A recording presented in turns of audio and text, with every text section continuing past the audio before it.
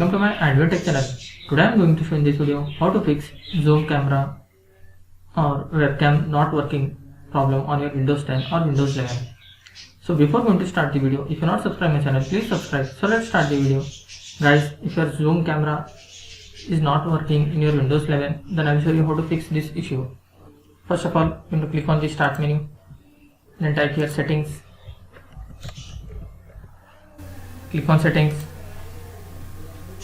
In left section you can see here privacy and security. Just click on this. In right section you need to scroll down a little bit. You can see here camera. Just click on camera.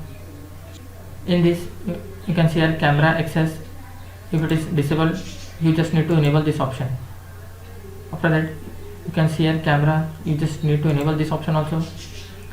If you find any zoom app, here you just need to enable access for the camera in zoom app also.